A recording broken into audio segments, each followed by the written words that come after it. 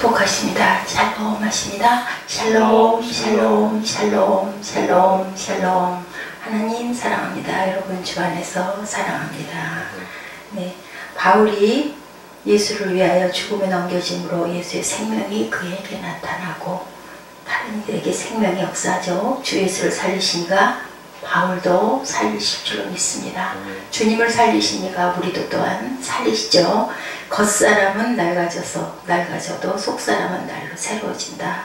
잠시 받는 환난이 경한 것이 크고 영원한 영광에 중한 것을 이룬다라고 이렇게 말씀하십니다. 겉사람이 또 옛사람이라고도 표현하고 있죠. 여러분의 증명하고 있는데요. 옛사람으로 표현된 그 옛사람은 무엇일까요? 속사람, 육신의 제약을 받지 않는 선한 부분. 우리 마음 안에는 다들 선한 것과 악한 것들이 있어요. 굉장히 인간의 안에는 잔인한 것들도 많이 있습니다. 예, 겉사람과 대조되는 의미죠. 속사람. 그리스도 안에서 죄를 사함받아 거듭난 사람을 말하고 있습니다. 에베소서 3장 16절에도 증명하고 계셔요. 그리스도의 생명에 동참하기 위해서 먼저 그리스도의 죽음에 동참해야 되는데 우리는 참 고난받는 거 힘들잖아요. 답답하고 또 때로는 문득문득 보이지 않는 것들이다 보니까 암담하기도 합니다. 그런데 분명히 이 땅에서 받는 환난은 끝이 있어요. 잠시 받는 환난이다 라고 말씀하고 계십니다. 천국에 가서는 천국이니까 영원한 생명의 영생이 있는데 세상에 살면서 하루하루가 일각이 여삼초다라는 옛말이 있는 것처럼 너무너무 바라보면 깜깜하고 그러다 보면 무슨 탓을 하게 돼요? 내 탓을 하게 됩니다. 근데 사실은 내 탓이 아니라 내 탓이에요. 그것을 우리가 인정하고 받아들이고 뭐 죽을 일이 있겠습니까? 어쩔 수 없죠. 우리는 항상 힘든 것들은 아니었으면 좋겠고 우리 공부하는 거 그러지 않았던가요? 학창시절에 공부할 때 아유 시험 공부하기 너무 싫고 근데 성적은 잘 받고 싶고 그런 거하고 똑같은 거예요. 그리스도인은 편하게 사는 걸 부끄러워해야 한다 이런 말씀을 하시는 분이 계시네요. 왜냐하면 그리스도의 생애가 얼마나 힘들고 얼마나 십자가에 못 박혀 고난받고 그 아픔 그 물과 피를 다 쏟고 우리를 대속하기 위해서 어제 우리 꿈동이들이 잘 마치더라고요. 돌아가시려고 왔다고 십자가에 못 박히려고 왔다고 그리고 그 믿음으로 우리는 구원을 받았다고 아주 우리 꿈동이들이 똑똑하더라고요. 보면 글쎄요. 저는 그렇게 느꼈습니다. 우리 성도님들이 그 대답을 그렇게 옳게 탁탁 어느 교회는 하실 수 있을까? 네. 죽음이라는 것은 이 세상의 종착역이에요. 한 번은 누구나 다 가는 길입니다. 아무리 훌륭한 업적을 많이 이룬 사람도 아무리 돈이 많은 사람도 아무리 명예가 대단한 사람도 한 번은 가죠. 그리고 무한이 아니라 유한한 저희의 생명입니다. 목적지를 향해서 진행하는 속도가 뭐와 비례해요? 나이와 비례해요. 5살 아이는 5마일 정도로 간다고 그러죠. 그래서 산천경계 그냥 뭐 우리 유치원 꼬마들 5살, 6살짜리들 급한 거 있던가요? 내가 이거 해야 되니까 막 뛰어가던가요? 초등학교 다니는 사무엘도 보면은 급한 게 없어요. 그런 것처럼 12살짜리, 11살짜리는 11마일 정도로 가죠. 12km, 11km 속도로 기어가는 것 같잖아요. 천천히 길 밀려가는 것처럼. 그런데 정말 60이 되면 60km 정도, 뭐 요즘에 60km 보통이긴 하지만 비례를 해서 뭐 정말 얼마나 빨리 지나치는지 몰라요. 80, 100이 되면 어떨까요? 긴장하고 가야 되죠. 뭐 쳐다볼 틈이 어디 있으니까 고속도로에 가면 앞만 보고 정신없이 달려가야 하는 것처럼 이렇게 금방 가요. 10편 90편 10절이죠. 우리의 연수가 70이요 강관하면 80이라도 연수의 자랑은 수고와 슬픔뿐이요 신속히 간다. 우리가 날아가나이다 라고 표현하고 있습니다. 날아가나이다. 요즘에 백세보험 나와서 그 선전문구들이 심심치 않게 우리 핸드폰에도 많이 뜨던데 단 5년 전만 해도 백세보험은 없었어요. 70이요 80이면 아주 정말 너무너무 오래 산다. 예, 옛날에 뭐 고려장이 있고 한 게 그 나이가 아니었을까.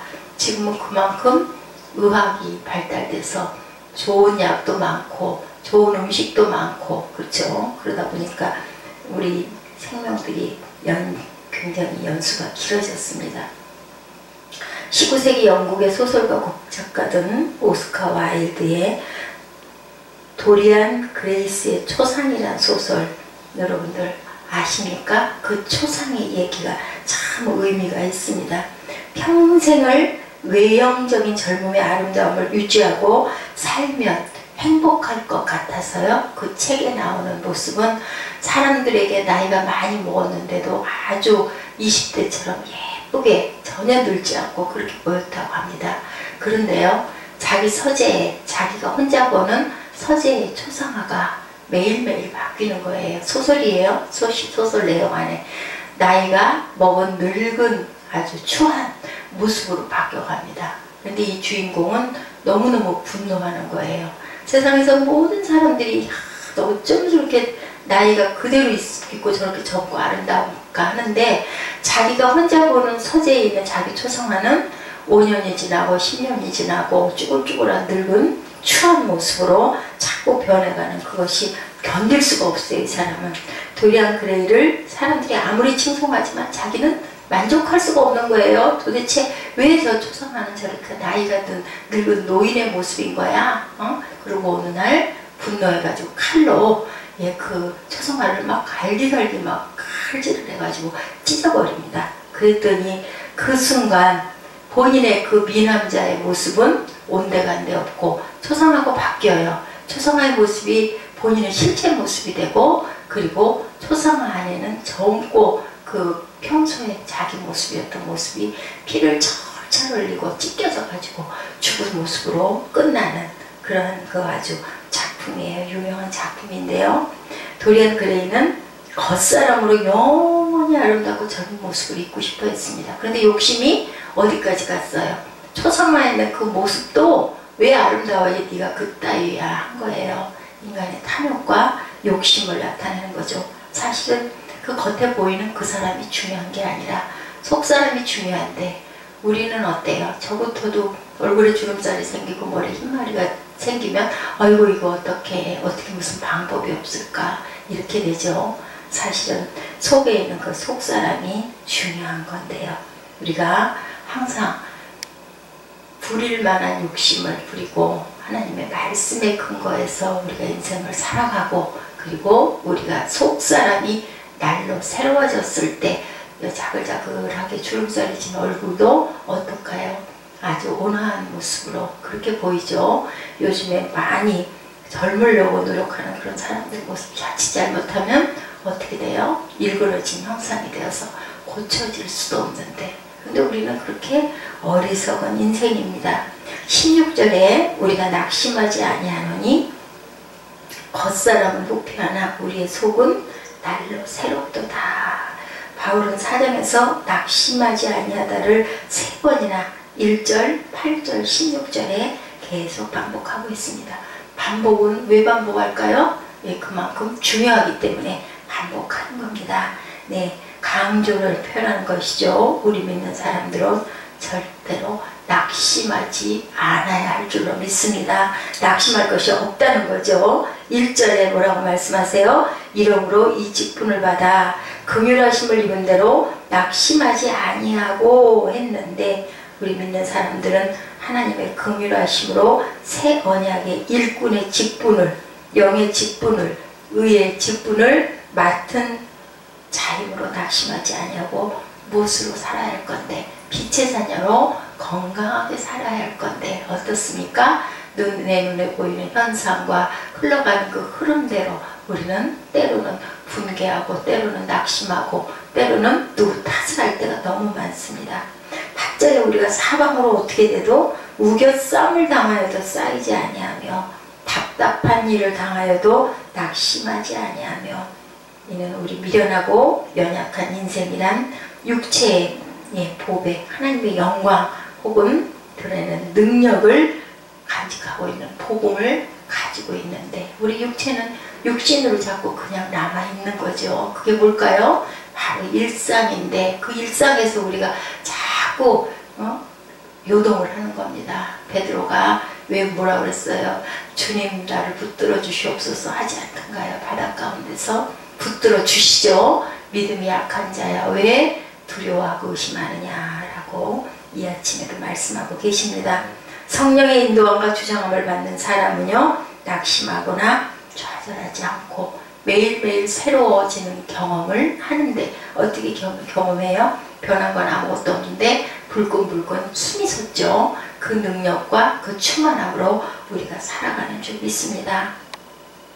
20년 전에 한국에서 한 미국인 선교사를 알고 지내는데요. 그분이 나이가 많이 드셨어요. 이름이 아일라 깁스라는 분입니다. 이분은 그때 당시에, 오랜 전이죠. 20년 전이니까 60세 나이에 인공심장을 소유를 하시고, 그리고 이제 정년을 맞으셔가지고 이제 뒤로 물러앉으셨어요. 건강도 약하시고 하니까. 그런데 이분은 가만히 계시지를 못해요. 경기도 광주에 사시면서 서울 영락교회 청년들에게 영어 성경을 가르치기 위해서 어떻게 해요?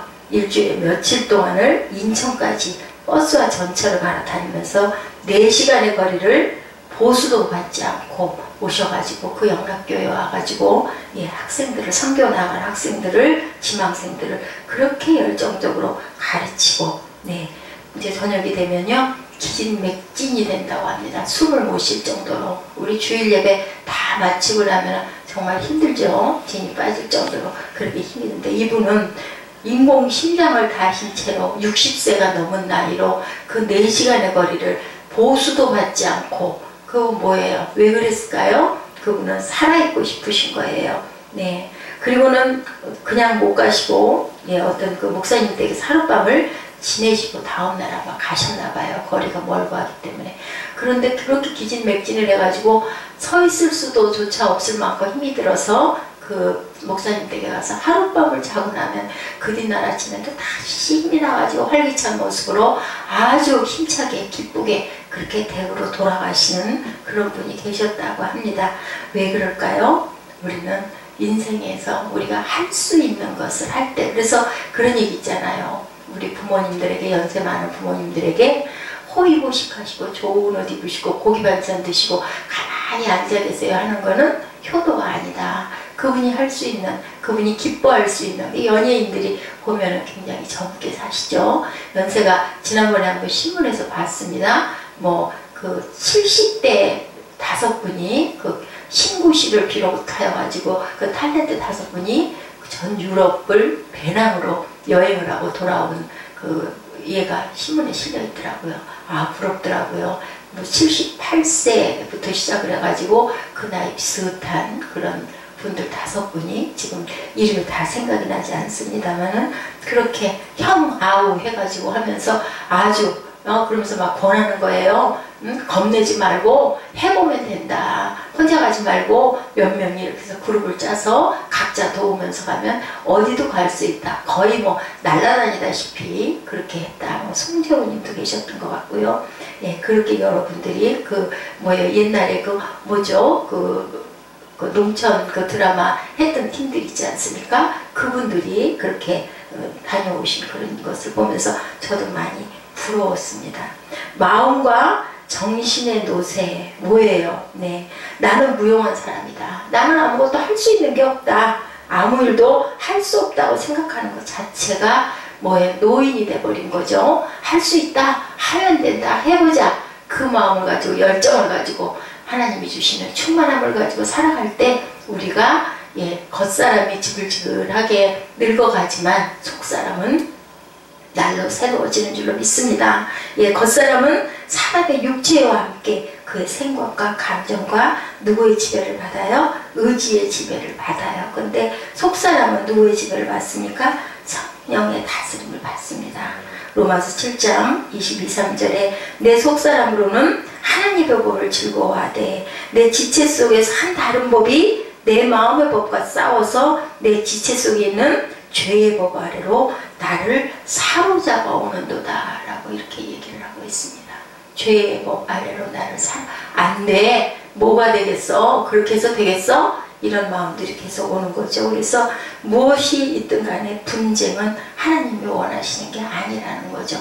사람이 할 수 있는 거, 내가 할 수 있는, 내가 그 자리에서 할 수 있는 것만 최선을 다하면 되는 겁니다. 나머지는 내 힘으로 안 되는 건 안 돼요. 분노하면 어떻게 돼요? 예, 상대방이 그 순간은 말을 듣는 것 같지만요, 도망가고 싶고 은폐하고 싶고 숨고 싶고 그렇게 돼요. 그러면 더 상태는, 더 관계는 나빠질 수밖에 없습니다.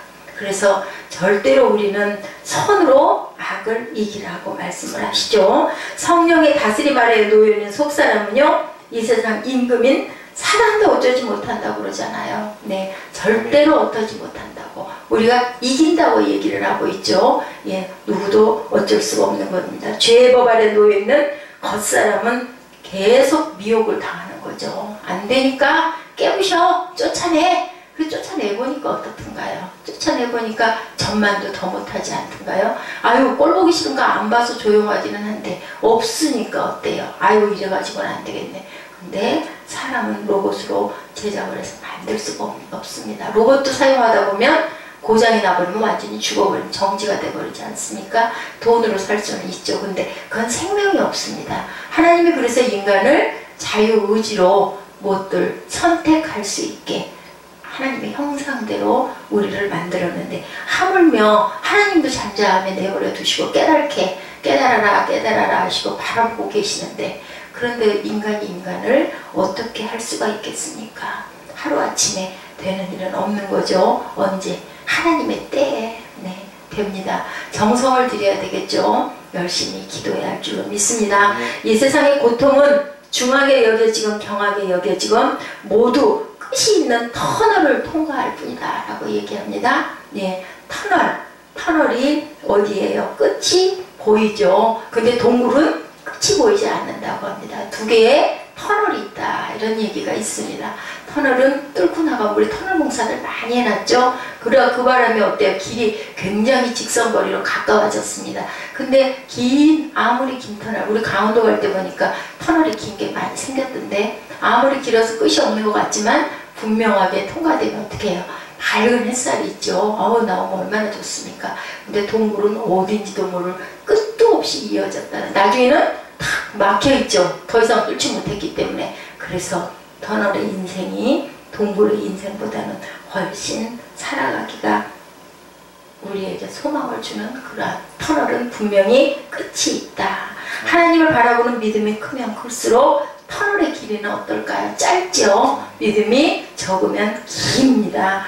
그러니까 몇 년을 헤맸습니까? 예, 40년을, 한 달이면 갈 거리, 뭐 지금은 일주일도 안 걸린다고 하죠. 자동차가 좋기 때문에. 그런데 그 한 달이면 돌아서 갈 수 있는 길을 어떻게 했어요? 하나님이 그 마음을 아시고, 분명히 너 블레셋 만나서 전쟁 겪으면 도망갈 수도 있으니까 길게 돌립니다. 길게 돌려 40년을 이스라엘 나라가 조그맣지 않아요? 말 들어보면 우리 뭐 충청도 땅 정도밖에 안 된다고 하는데, 그 거리를 어떻게 40년을 그렇게 돌아서 갔을까요?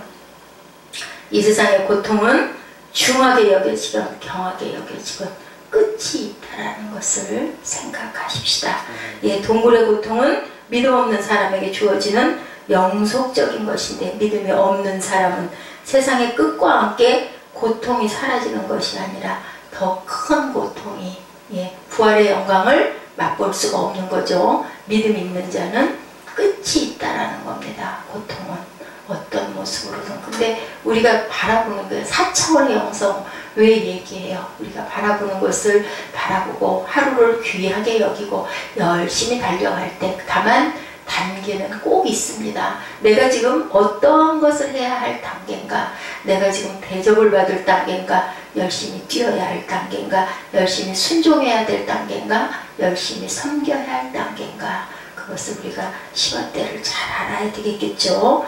이 생에서 우리가 겪는 고통이 아무리 크게 느껴진다고 하더라도 하나님을 바라보고 의지하는 믿음으로 견뎌나가는 사람은 고통과 비교되지 않는 영광이 분명히 있다는 것을 오늘 말씀에서 말씀하고 계시죠. 생로병사의 현상에 지배를 받은 사람들은요, 모두 정도의 차이는 있지만 환난을 경험하고 있다.